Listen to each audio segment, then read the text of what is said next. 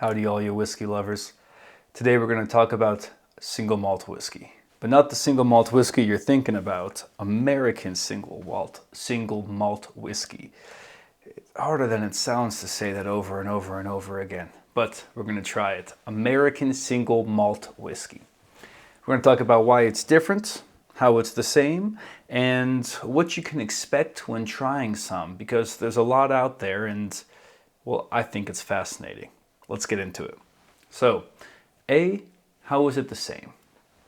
It's single malt whiskey. It has to be all from one type of grain, one type of malt, and primarily it's malted barley. What'd you think?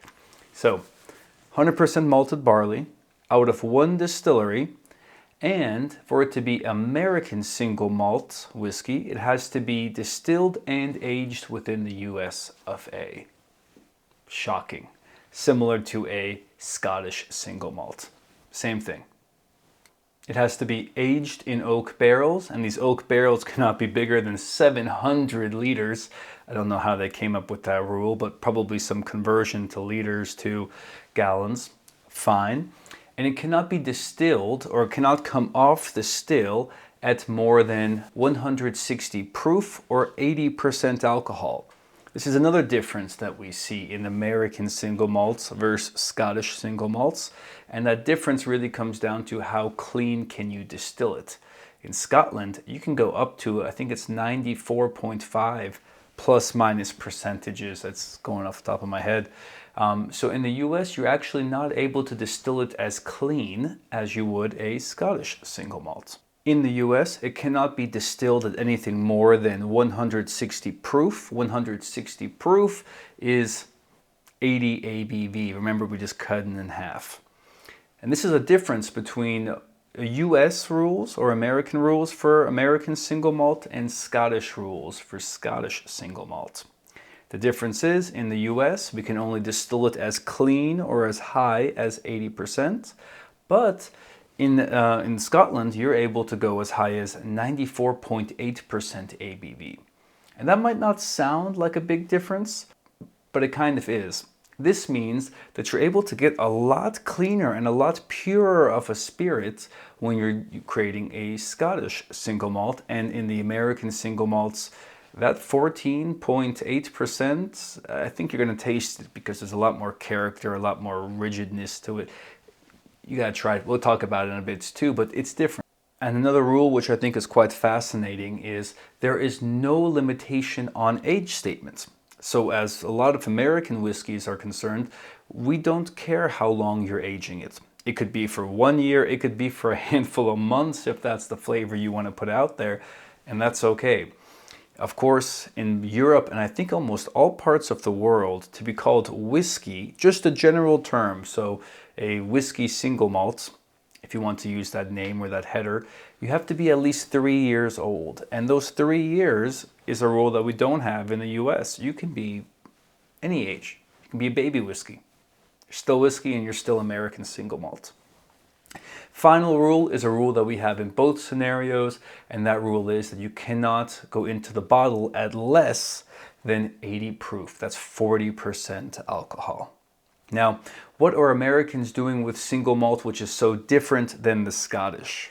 Well, I think it's very safe to say, and I don't think anyone's going to argue with the fact that the Scots have been doing it, and even Irish have been doing it for a long time.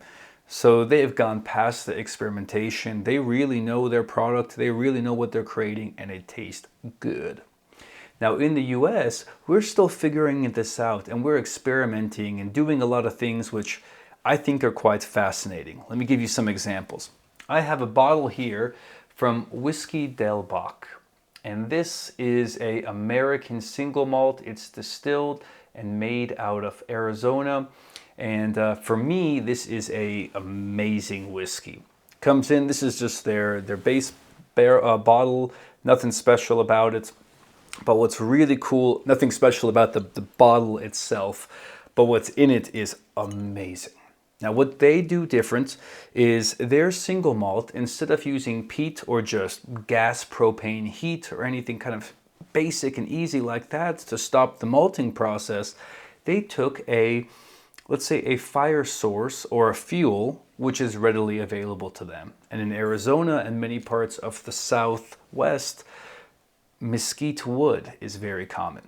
Now, maybe you don't know what mesquite is, maybe you've heard about it before. Very common place you hear of mesquite is in barbecue. So in Texas style barbecue and anywhere Southwest, there's a lot of mesquite wood being used. I myself love mesquite, and that's probably why I'm biased to this whiskey. If I'm smoking a meat, I'm using usually mesquite wood to do it. But this is just one example. Another great distillery is called Westland Distilling or Distillery. They're based out of Seattle, Washington. And oh my God, I think they grow all of their single malt within this, or their barley within the state. They have their own peat farms, so they get their own peat. And this is, of course, very different in flavor profile and different in aromas than is a single malt whiskey from Scotland. Go figure. Different parts of the world, different peat. It tastes different. And they also use different types of oak. So they have a type of oak which is native to the area. And I just have to mention 10th Street Distillery.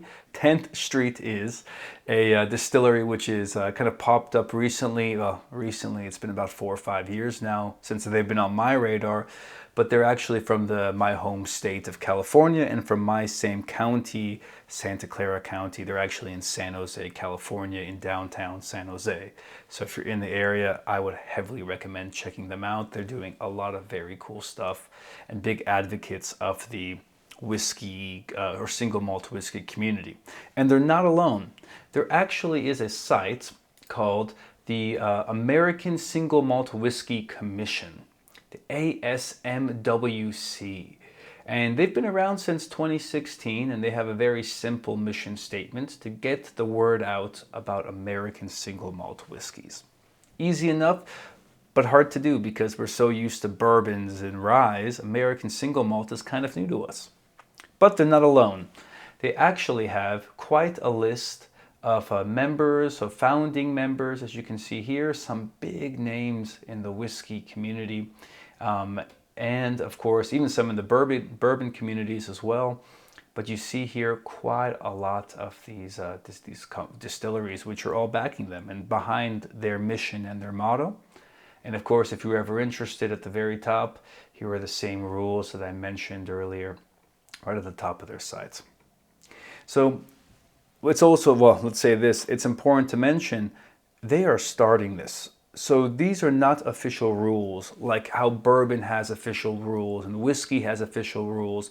The American Single Malt Whiskey Society or Commission is relatively, or is trying to push these into laws and regulations. Right now, it's up to everyone to interpret American single malt how they want to. So you got to be careful. If you're thinking that everyone is going to be tasting the same, or they're all going to be 100% malted barley, you might be surprised, because there are some distilleries out there just going by the rule of thumb or the rule of bourbon and the rule of rye, that as long as you're using more than 51% of a grain, then you can call that a rye whiskey or a bourbon or a corn whiskey. It's usually more than 51, but you could call it a rye whiskey if you're over 51% of rye in your mash bill. So some single malt distilleries are using that too. Just be aware of it. Others are 100% barley. Until this officially gets accepted by the TTB in the US, it's probably not going to be regulated or heavily enforced. So before you pick up a bottle, look into it, figure out what that distillery considers American single malt, but give it a shot.